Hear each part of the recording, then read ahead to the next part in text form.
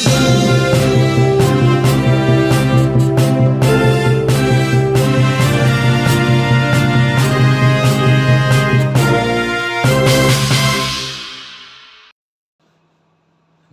दोस्तों, आप देख रहे हैं hit fit news TV channel और मैं हूं हरनाम सिंह बड़वाल। दोस्तों, मैं आपको एक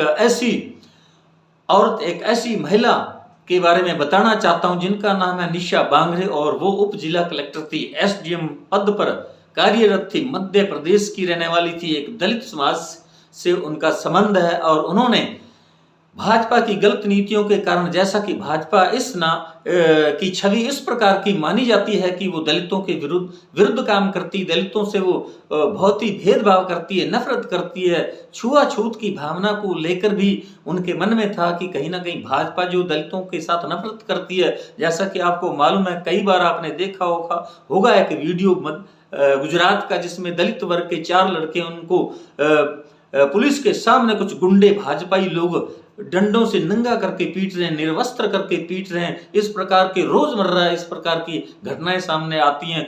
तो जो निशा बांगरे है वो भी दलित वर्ग से है और वो भीमराव अंबेडकर की वो जो विचारधारा को मानने वाली है, क्योंकि दलित समाज के वो मसीहा माने जाते हैं। और वो जो है, उन्होंने क्या किया कि इस्तीफा दे दिया अपने पद से और वो कांग्रेस के टिकट पर, जो अभी चुनाव हाल ही में 17 अक्टूबर को मध्य प्रदेश के अंदर जो विधानसभा चुनाव होने वाले हैं, उस चुनाव में वो कांग्रेस के टिकट पर चुनाव लड़ना चाहती थी, इसलिए उन्होंने इस्तीफा दे दिया। इस्तीफा जब उन्हें पता चला, शिवराज सिंह चौहान जो मौजूदा मुख्यमंत्री हैं मध्य प्रदेश की, जब उन्हें पता चला कि एसडीएम जो है जिला कलेक्टर निशा बांगरे कांग्रेस के टिकट पर चुनाव लड़ना चाहती है, तो उन्होंने रोड़े अटकाना शुरू कर दिया। उन्होंने इस्तीफा मंजूर नहीं किया, उन्हें बार बार उन्होंने बाध्य किया कि आपका इस्तीफा मंजूर नहीं किया जाता, आप अपने काम पर लौट आए।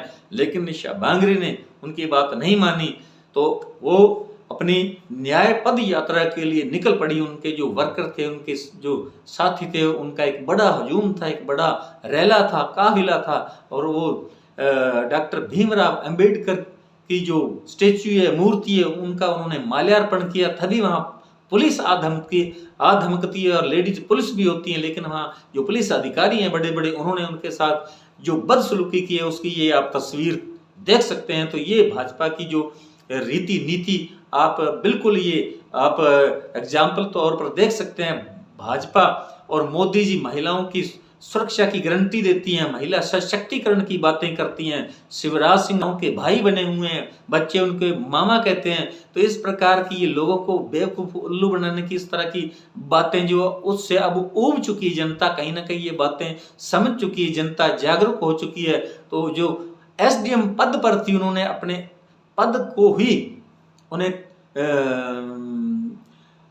तिलांजलि दे दी, उन्होंने त्याग पत्र दे दिया, इस्तीफा दे दिया। और वो उन्होंने सोचा कि मैं कांग्रेस के टिकट पर विधायक बनूंगी तो मैं जो दलितों पर अत्याचार होते हैं उसके लिए मैं अपनी आवाज बुलंद करूंगी। पुलिस ने जिस प्रकार उनके साथ दरिंदगी की, उनके साथ बदसलूकी की, वो आप इस तस्वीर के अंदर देख सकते हैं। उनको जबरन उठा के और हिरासत में लिएगा, गाड़ी के अंदर फेंक रहे हैं, उसके कपड़े फट गए हैं। और इस प्रकार की ये सम्मान करते हैं भाजपा के लोग, भाजपा के नेता। और आपने देखा होगा अक्सर भाजपाइयों पर ही आरोप लगते हैं, हो सकता है दूसरे भी लोगों पर आरोप लगते होंगे। बलात्कार की घटनाओं में इनके जो भाजपाई बड़े शीर्ष नेता, उनके बच्चे, ये खुद नेताओं की आम सोशल मीडिया पर वीडियो वायरल होते हैं। तो मोदी और भाजपा की कथनी और करनी में इतना अंतर है।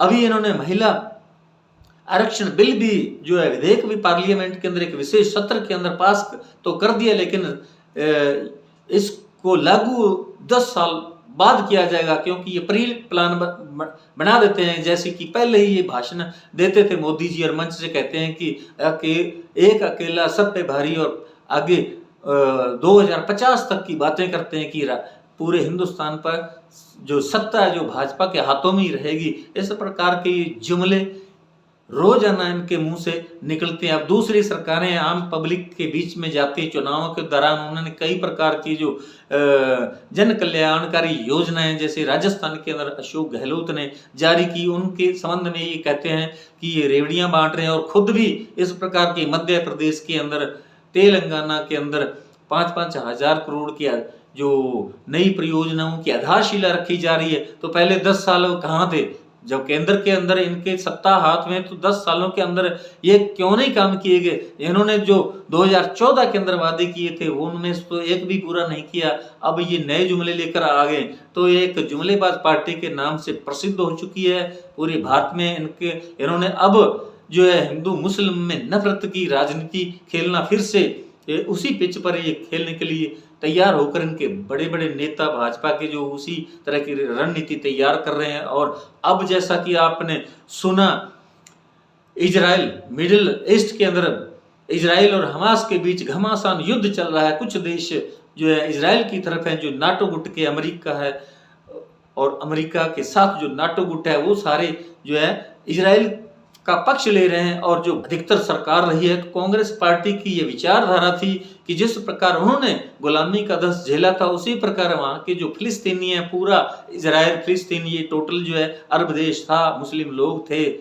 और उसके बाद यहाँ धीरे धीरे जो यहूदी हैं जो पूरे विश्व में फैले हुए थे और यरूशलेम में वो बस रहे थे, और उन्होंने धीरे धीरे यहाँ जमीनें खरीदते गए और पूरे फिलिस्तीन पर इनका कब्जा हो गया। जैसा कि मैंने पिछले भी एक वीडियो के अंदर इस प्रकार के आपको मैंने तस्वीरें भी दिखाई हैं।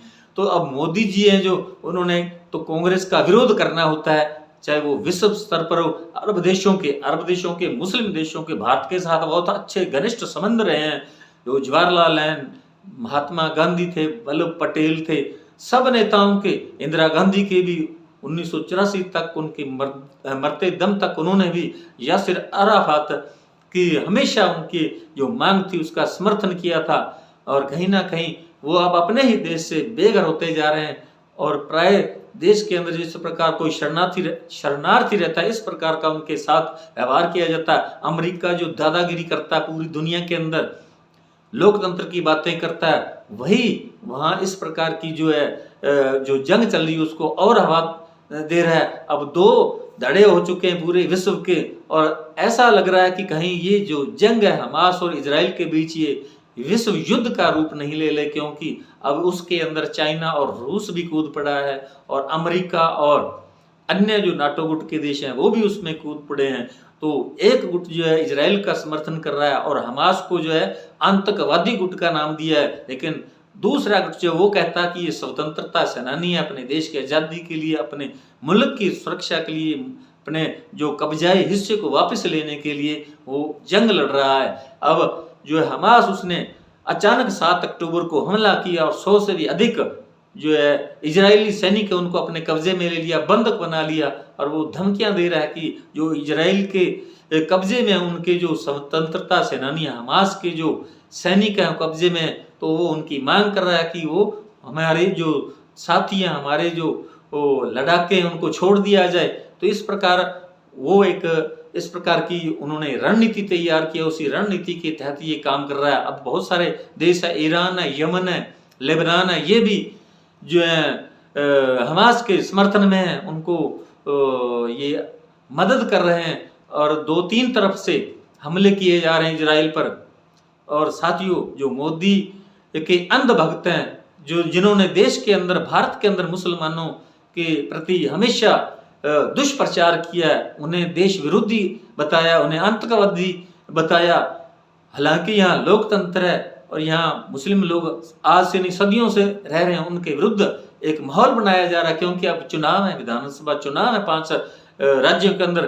तो हिंदू मुस्लिम वाली जो बात है वो अब फैलाई जा रही है भाजपा के शीर्ष नेताओं द्वारा, क्योंकि अब इन्हें मौका मिल गया है। उधर इजराइल के जो राष्ट्रपति हैं नेतन्याहू, वो मोदी जी के मित्र बताए जा रहे हैं, लेकिन आप समझ सकते हैं कि मित्रता जो है वो देश के साथ जब कोई ऐसी घटना हो, देश के विरुद्ध कोई देश खड़ा हो जाए और उसके साथ आप मित्रता का वैसे आप ढकोसला बताएं, समझौता कर लें देश की स्वतंत्र संप्रभुता के साथ, सॉवरेंटी के साथ, तो वो मित्रता नहीं कही जा सकती। जैसा कि आपने शी जिनपिंग को देखा, मोदी ने उनको भी बहुत झूले झुलाए थे, गुजरात में बुलाया था, तो बाद में उसके क्या हुआ वो जग जाहिर है, सबको पता है। गलवान घाटी के अंदर 4000 वर्ग किलोमीटर भूमि पर चाइना ने कब्जा कर रखा है, और भाजपा की जो है सांसद, राज्यसभा सांसद सुब्रमण्यम स्वामी ने